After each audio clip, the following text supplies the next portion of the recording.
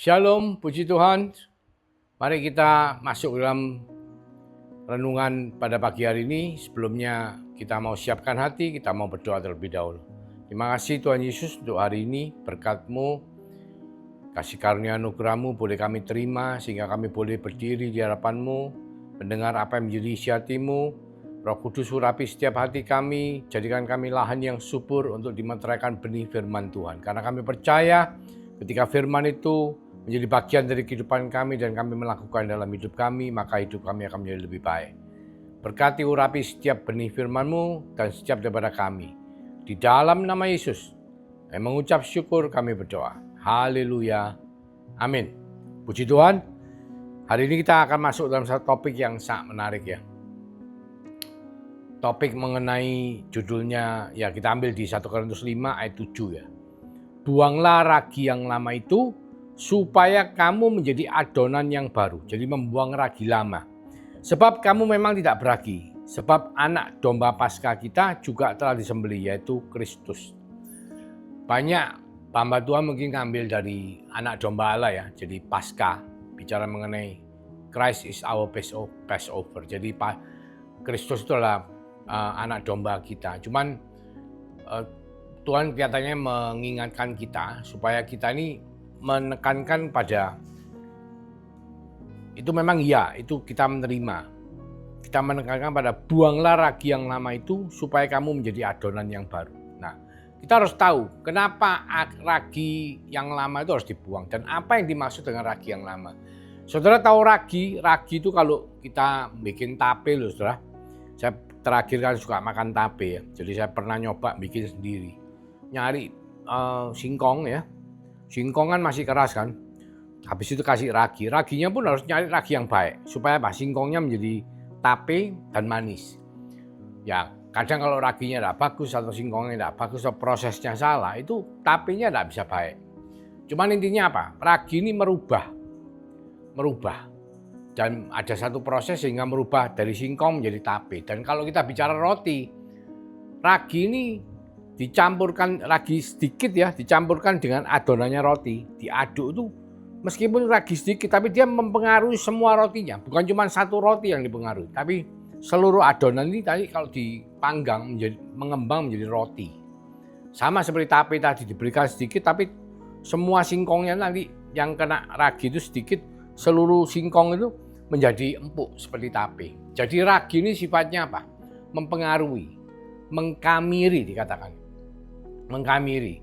Kalau di Matius 13 itu dikatakan bahwa kerajaan surga itu seperti ragi yang mengkamiri. Jadi kalau spiritual realm itu, kalau kita misalnya dipengaruhi oleh spiritualitas daripada kerajaan surga, maka itu akan membuat sekumpulan orang-orang kita ini menjadi terkamili, menjadi terpengaruh oleh kerajaan surga. Sama seperti Yesus ketika mengatakan, janganlah kamu waspadalah terhadap ragi orang Farisi. Kenapa? Orang Farisi mempunyai satu konotasi bahwa mereka itu adalah munafik ya, munafik dan agamawi dan lebih menekankan budayanya manusia daripada Tuhan, dan sombong ya, menganggap dirinya sendiri yang paling benar dan suci, dan itu dianggap ragi yang menular, istilahnya mengambil, membuat orang menjadi terpengaruh. Nah di situ dikatakan jangan sampai kita tertular dengan raginya orang Farisi. Istilahnya sama seperti apa yang Rasul Paulus katakan di Korintus ya, 1 Korintus 5 ayat 7 mengatakan, buanglah ragi yang lama itu supaya kamu menjadi adonan yang baru. Kenapa? Rasul Paulus mengatakan itu kepada jemaat di Korintus. Kita semua tahu Korintus itu kota besar sekali, saudaraku. Mungkin salah satu dari ibu kota pada zamannya Roma pada waktu itu ya. Pada waktu Rasul Paulus sedang mengajar, dan Rasul Paulus mendirikan gerejanya di Korintus dan banyak orang bertobat di sana ya. Orang-orang yang non-Yahudi mereka bertobat. Dan kita lihat kenapa kok sampai dikatakan harus membuang ragi yang lama. Kita lihat di 1 Korintus 5 mulai ayat 1. Memang orang mendengar bahwa ada percabulan di antara kamu. Dan percabulan yang begitu rupa seperti yang tidak terdapat sekalipun di antara bangsa-bangsa yang tidak mengenal Allah. Jadi karena kota besar ya, mungkin kehidupannya kayak kota metropolitan hari-hari ini ya. Di Indonesia ataupun di luar negeri, kota besar, kota metropolitan, banyak percabulannya, free sex. Lalu orang hidup bersama tanpa ikatan pernikahan, itu sesuatu yang mungkin sangat awam ya terjadi. Tapi dikatakan apa? Yang terjadi di jemaat ini sedemikian rupa dan percabulan yang begitu rupa seperti yang tidak terdapat sekalipun di antara bangsa-bangsa yang tidak mengenal Allah. Jadi di antara orang sekuler pun, orang dunia pun yang bukan orang anak Tuhan, itu tidak terjadi hal seperti yang terjadi di Korintus. Yaitu bahwa ada orang yang hidup dengan istri ayahnya. Nah ini sangat amoral atau tidak bermoral. Masa hidup dengan ibu tirinya sendiri? Istri ayahnya ini bisa ibu tiri ya, tidak dikatakan dengan jelas bisa ibu tiri, bisa ibu angkat, bisa ibu kandungnya juga. Ya, mungkin secara bahasa dianggap lebih halus pakai istri ayahnya, bisa juga dengan ibu kandung. Tapi sesuatu yang sifatnya sangat tidak bermoral, meskipun bukan anak Tuhan pun ini dianggap tidak bermoral. Tapi mereka lakukan itu, jemaat di Korintus. Ayat 2, sekalipun demikian kamu sombong. Nah ini sesuatu yang lebih parah lagi. Orang ini misalnya melakukan sesuatu yang salah, karena kita merasa waduh nah enak ya. Mungkin terobos lampu merah atau melakukan sesuatu yang melanggar aturan. Kayaknya kita tuh merasa tidak enak. Nah ini enggak, ini malah sombong. Dikatakan sekalipun demikian kamu sombong. Tidakkah lebih patut kamu berduka cita dan menjauhkan orang yang melakukan hal itu dari tengah-tengah kamu? Mestinya kita malahan tahu orang gitu kan malah ya sorry ya, mohon maaf ya, mungkin jijik ya. Aduh, gak mau aku kumpul sama orang seperti itu. Karena apa? Dampaknya orang yang berzina dengan ibunya sendiri. Di sini kan katakan ibunya sendiri. Mungkin ibu tiri, ibu angkat atau ibu kandung, kita nggak tahu. Tapi yang kita tahu kalau di Perjanjian Lama, Ruben ya. Ruben itu anak paling besar dari Yakub. Mestinya dia terima hak kesulungan. Dia malah tidak terima warisan sama sekali karena dia tidur dengan salah satu gundi ayahnya. Gundi ya, bukan istri, gundi. Itu dia langsung dicoret dari ahli waris. Dikatakan dia berzina ya. Dikatakan bukan cuma berzina, tapi istilahnya melakukan sesuatu yang tidak berkenan. Jelas sekali itu tidak boleh dan tidak berkenan. Bahkan dikatakan di luar jemaat pun, orang-orang biasa pun, orang-orang yang belum kenal Tuhan pun, mereka tidak melakukan itu. Ayat 3 mengatakan, sebab aku sekalipun secara badani tidak hadir, tetapi secara rohani hadir. Aku sama seperti aku hadir, telah menjatuhkan hukuman atas dia yang telah melakukan hal yang semacam itu. Jadi Rasul Paulus sangat mengecam. Nah kita lihat ya, kenapa? Kadang-kadang jemaat kok bisa toleransi sama hal-hal yang seperti itu. Sama seperti kita hari-hari ini. Kita semua tahu hari-hari ini dunia begitu tanda petik ya. Luar biasa ya perkembangannya yang dikatakan terutama dalam bidang percabulan. Ini kita melihat bahwa Allah menciptakan manusia itu laki-laki dan perempuan. Tapi kita tahu di luaran sana mereka banyak yang laki-laki dengan laki-laki, perempuan dengan perempuan, atau bahkan mereka tidak mengaku gender mereka. Demikian banyak tipe gender yang mereka akui untuk sekedar memuaskan hawa nafsu mereka. Itu orang dunia. Dan kita semua tahu itu. Kita tahu di negara tetangga kita itu ada diakui berapa belas gender. Jadi misalnya kalau ya kita tahu di Amerika pun terjadi ya. Kadang-kadang laki-laki tahu menyelonong masuk ke tempatnya perempuan, toiletnya perempuan. Dia mengaku bahwa dia itu gendernya perempuan dan lain sebagainya. Sehingga apa? Sehingga menjadi kacau. Dan itu dikatakan di sini, kenapa Rasul Paulus mengatakan tidak boleh ada di dalam jemaat? Ya kalau kamu membolehkan itu, bahkan kamu sombong, kamu harusnya malu, kata Rasul Paulus. Nah, sedangkan kita hari-hari kita lihat toleransinya sedemikian besar. Sebetulnya apa yang harus kita lakukan ya? Kalau menurut firman Tuhan mengatakan ya jangan. Kita seharusnya malu kalau di jemaat kita itu ada orang-orang seperti itu, bukan malah membolehkan atau bahkan sombong ya. Sombong dalam arti mungkin merasa paling top, paling hebat ya. Secara dunia mungkin orang yang paling jahat itu dianggap paling luar biasa. Iblis yang paling jahat itu dianggap kepalanya iblis, dianggap kayak gangster itu paling top ya.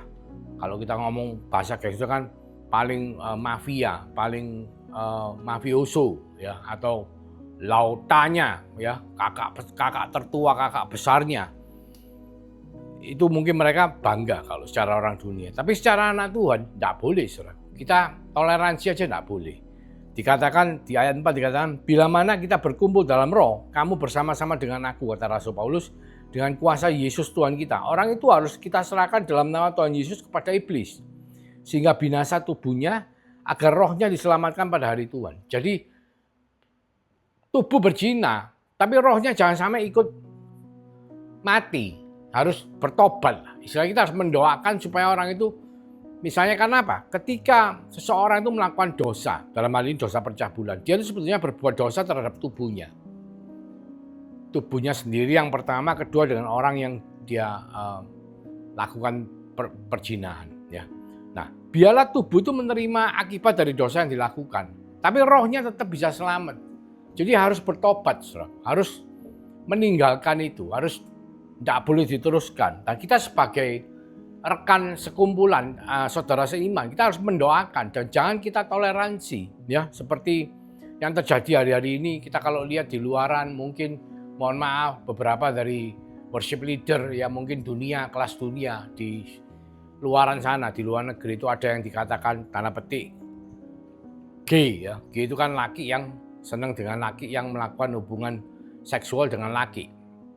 Atau mungkin sebaliknya yang lesbi atau perempuan dengan perempuan. Dan kita semua oke, istilahnya oke dalam arti apa? Masih boleh pelayanan, masih berkumpul di dalam jemaat ya. Ya memang kalau dia mau bertobat kita harus mengampuni, dalam arti ya kita harus menerima dia, tanda petik dia harus bertobat, meninggalkan hidup yang lama, tapi bukan hidup yang lamanya dipertahankan. Terus masih kumpul dengan kita. Kita nanti yang bisa dikamiri, kita yang bisa dikamiri istilahnya kena raginya. Gitu loh. Jadi kalau raginya apa? Ya orang-orang seperti itu otomatis dia tuh keluar dari kebenaran firman Tuhan. Kebenaran firman Tuhan mengatakan laki-laki dan perempuan, bukan laki-laki dan laki-laki, bukan perempuan dan perempuan. Jadi kalau ada laki-laki dan laki-laki, perempuan dan perempuan itu keluar dari konteksnya Alkitab. Itu sesuatu yang kalau kita katakan hamartia atau dosa yang tidak boleh kita jalani ya. Nah, kita kalau mentoleransi dosa dan kita kumpul dengan itu, ya memang kita tidak bisa keluar dari dunia. Di sini dikatakan Rasul Paulus ngomong ini kita tidak bicara mengenai orang dunia, tapi kita bicara mengenai anak Tuhan. Kalau mengenai orang dunia, kalau kita tidak mau kumpul dengan orang dunia, berarti kita harus keluar dari dunia, kan tidak mungkin. Kita kan masih hidup di dunia. Tapi maksudnya supaya kita tidak mentoleransi saudara seiman kita kalau mereka melakukan hal-hal seperti itu. Ya, beberapa tahun yang lalu saya pernah dapat cerita ya, dan ini benar cerita dari beberapa hamba Tuhan. Ada sebuah gereja yang membolehkan pelayan Tuhannya itu terlibat dalam dosa perzinahan. Dan dosanya ini seperti ini, saudara. Saudara nanti nilai sendiri, boleh enggak. Ada seorang suami istri yang cerai, yang laki cerai dengan istrinya, lalu laki ini lari dengan ibu mertuanya, lari keluar pulau. Dan dia nikah. Antara bekas menantu dengan bekas ibu mertua ini nikah. Setelah mereka menikah, mereka diberkati di sebuah gereja dan mereka pelayanan di gereja itu. Nah ini sesuatu yang ya mungkin kalau misalnya, mohon maaf, kalau misalnya yang memberkati mereka, gereja yang memberkati mereka itu tidak tahu, itu lain, berarti apa? Mereka berbohong. Tapi kalau yang memberkati mereka dan gerejanya itu tahu, nah ini berarti toleransi. Nah toleransi seperti ini yang dikatakan Rasul Paulus, jangan. Rasul Paulus ngomong, buanglah ragi yang lama. Karena apa? Ketika toleransi itu diperbolehkan, dan satu hari yang namanya ikan asin, itu pasti baunya bisa dibau. Ya, siapapun pasti bisa bau. Namanya ikan asin, tidak bisa sembunyikan. Kecuali lari ke lain negara. Lain negara pun satu hari bisa terbuka ikan asin. Ya, bau soalnya. Yang namanya ikan asin kan pasti bau. Kalau digoreng itu, wah terasi itu pasti bau. Semua orang pasti satu hari bisa membaunya. Nah, hal ini terjadi, saudaraku. Nantinya kalau dibiarkan, nah ragi ini, toleransi ini yang katanya, oh kamu kalau enggak toleransi berarti kamu enggak mengasihi, kamu enggak membiarkan orang ini melayani loh. Ya di sisi itu kelihatannya waduh hebat ya.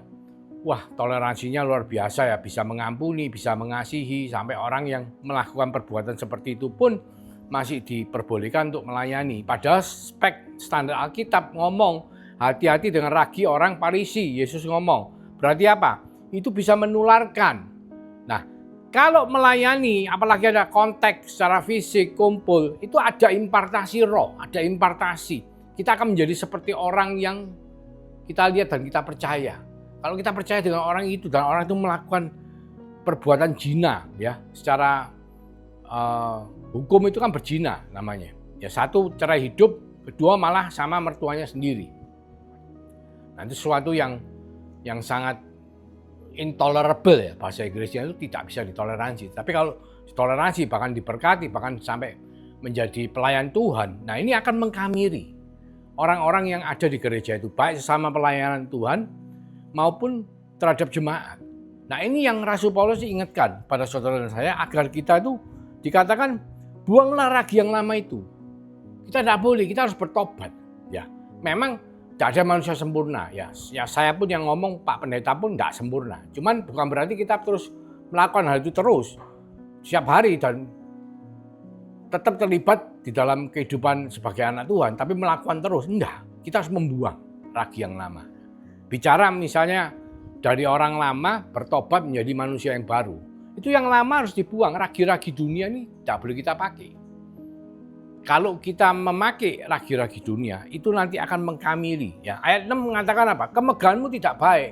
Jadi jangan malah menjadi sombong. Tidak tahukah kamu bahwa sedikit ragi mengkamiri seluruh adonan? Jangan guyonan. Kelihatannya hebat, mungkin orang yang mengampuni, oh ya aku ini Pak Gembala yang penuh dengan kasih dan pengampunan. Jadi orang yang berdosa seperti itu pun aku bisa mengampuni, aku bisa memberi kesempatan untuk melayani. Oh jangan main-main.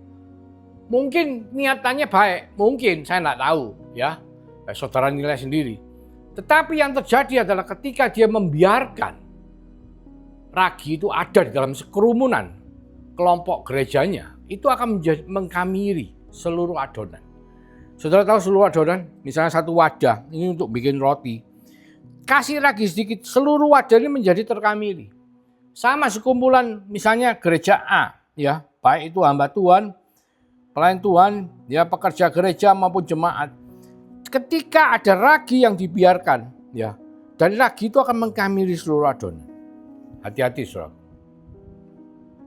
Hati-hati, sebab dikatakan kamu memang tidak beragi, sebab anak domba Paskah kita juga telah disembelih, yaitu Kristus. Karena apa? Ketika kita bertobat, beriman pada Yesus Kristus sebagai Tuhan dan Juru Selamat, Dia sebagai korban anak domba Allah, Dia mengkuduskan semua dosa-dosa kita, menebus, mengampuni, membalurkan sehingga kita menjadi murni, kudus, tidak bercacat.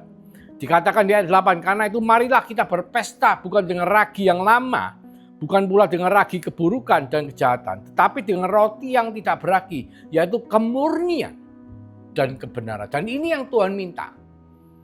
Ya, ini yang Tuhan minta melalui Rasul Paulus kepada jemaat di Korintus, yang mana kita lihat bahwa hari-hari ini di dunia yang kita hadapi itu sedang terjadi juga. Misalnya kita lihat di beberapa periode kepresidenan yang lalu ya, di mana mulai diokekan masalah gender ini harus, ya enggak apa-apa kalau orang lesbi bikinkan toilet sendiri, bahkan campur pun misalnya gay, lesbi apa, mereka mau masuk, yang laki masuk ke tempatnya perempuan dan lain sebagainya. Tetapi puji Tuhan, Tuhan tidak membiarkan itu terjadi terus. Tuhan milih presiden yang tegas, yang mungkin percaya sama Tuhan dan mau untuk melakukan firman Tuhan, sehingga hal itu dicegah. Dan itu yang Rasul Paulus ingatkan pada saudara dan saya, bahwa ketika kita bertobat, beriman pada Yesus Kristus sebagai Tuhan dan Juru Selamat, kita harus membuang ragi lama kita.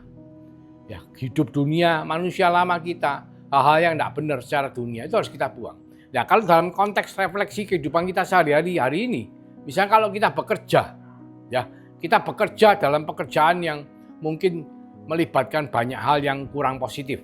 Mungkin kerjanya agak nyerempet-nyerempet ya, istilahnya sesuatu yang terlalu abu-abu, ya kadang-kadang melanggar hukum. Nah itu harus kita tinggalkan. Jangan kita bawa ragi yang lama. Kalau kita membawa ragi yang lama itu ke dalam kehidupan kita bersama-sama dengan Kristus, nanti kita bisa menjadi tidak murni lagi, tidak benar lagi.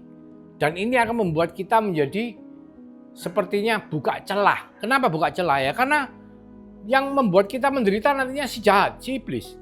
Tuhan tidak akan menghukum kita, nanti penghukuman itu pada zaman akhir. Ya, Tuhan telah mengampuni dosa kita, tetapi kalau kita melangkah, membuka celah, lah, si iblis cari kesempatan, masuk, ngambil celah itu, nanti dia membuat kita menderita. Dia yang, ya, si jahat ini yang membuat kita masuk ke dalam jebakannya dia. Nah ini yang harus kita hindari. Jadi kembali ya, Rasul Paulus mengingatkan saudara dan saya, kita harus membuang ragi yang lama. Jangan sampai ragi itu kita bawa kembali. Nah di sini Rasul Paulus ngomong ayat 9, dalam suratku telah kutuliskan padamu supaya kamu jangan bergaul dengan orang-orang cabul. Yang aku maksudkan bukanlah dengan semua orang cabul pada umumnya dari dunia ini, atau dengan semua orang kikir dan penipu, atau dengan semua penyembah berhala. Karena jika demikian kamu harus meninggalkan dunia. Tetapi yang kutuliskan kepada kamu ialah supaya kamu jangan bergaul dengan orang yang sekalipun menyebut dirinya saudara adalah orang cabul, kikir, penyembah berhala, pemfitnah, pemabuk, atau penipu. Dengan orang yang demikian janganlah kamu sekali-sekali makan bersama-sama. Jadi maksudnya apa? Bukan dengan orang dunia. Orang dunia itu orang yang belum jadi anak Tuhan. Tapi orang yang sudah jadi anak Tuhan itu tidak boleh punya toleransi terhadap hal seperti itu. Kita yang sudah beriman pada Yesus Kristus sebagai Tuhan Juru Selamat, ingat, kita telah dibebaskan dari dosa, dimurnikan. Marilah kita hidup dengan membuang ragi yang lama. Ya, dan kita hidup dengan penuh kemurnian dan kebenaran yang daripada Tuhan Yesus Kristus. Dalam pekerjaan, dalam keluarga, ya. Contoh misalnya begini, ini simple ya. Kadang-kadang mungkin kita melakukan itu dalam kehidupan kita. Misalnya kita janjian sama orang jam 10, wah kita agak telat ini. Jam 10 kurang 5 kita masih kira-kira butuh 10 menit perjalanan. Kita tahu 10 lagi baru nyampe. Berarti kita telat, bakalnya telat 5 menit. Terus kita ditelepon, bang, di mana? Nah, terus kita bohong. Oh kita sudah ini dekat, sebentar lagi nyampe. Nah ini kita lakukan hal seperti itu mestinya nggak perlu. Jadi hal seperti itu kita buang. Karena apa? Tuhan minta kita hidup dengan kemurnian dan kebenaran yang sudah dilakukan oleh Tuhan Yesus Kristus melalui karya salibnya. Dan yang sudah saudara dan saya terima. Supaya apa? Supaya adonan lama, ragi ini tidak merusak adonan baru. Ya, adonan lama sudah kita tinggalkan, ragi lama sudah kita tinggalkan. Kita harus membuang itu. Jangan sampai kita membawa kehidupan yang seperti itu, kita masukkan dalam kehidupan kita yang sekarang. Tapi bukan berarti kita tidak kumpul sama dunia. Karena selama kita hidup di dunia, kita masih tetap kumpul dengan dunia. Ya contoh pernah saya diberitahu seorang hamba Tuhan dari Singapura, yang hidup di Singapura ya, dia ngomong gini sama saya, kamu mestinya tidak cocok tinggal di sini, kamu harus pindah ke Singapura. Di sini terlalu banyak hal-hal yang masih gray area atau abu-abu. Contoh misalnya, sedemikian banyaknya berita-berita mengenai korupsi, mengenai kejahatan ya yang terjadi di masyarakat di Indonesia.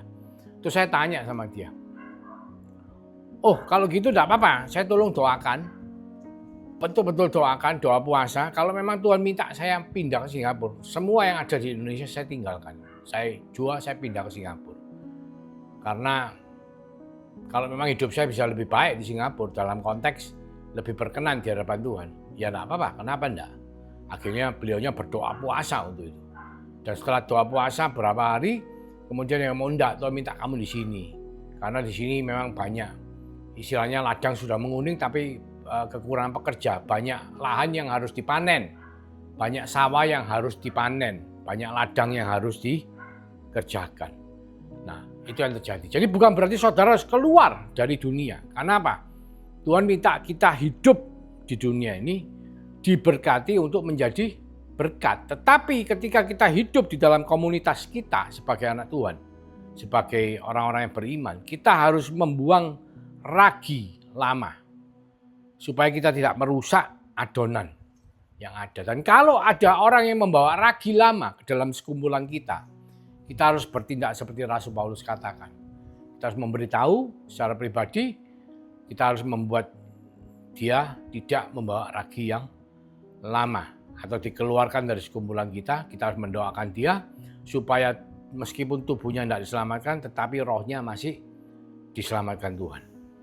Mari kita berdoa. Terima kasih Tuhan Yesus mengingatkan setiap daripada kami bahwa dalam pertobatan kami harus meninggalkan membuang ragi yang lama supaya adonan yang baru tidak terkamili oleh ragi yang lama. Roh Kudus urapi setiap daripada kami, berkati setiap daripada kami, supaya kami mampu melakukan firman Tuhan. Karena kami percaya kasih karunia pada Tuhan Yesus Kristus yang telah diberikan melalui urapan kuasa Roh Kudus yang selalu menyertai, memberkati, melindungi setiap daripada kami, mulai sekarang sampai Engkau datang kedua kalinya, bahkan sampai Maranatha. Dan kami semua yang percaya di dalam nama Yesus Kristus sama-sama mengatakan, Haleluya, Amin. Tuhan Yesus memberkati.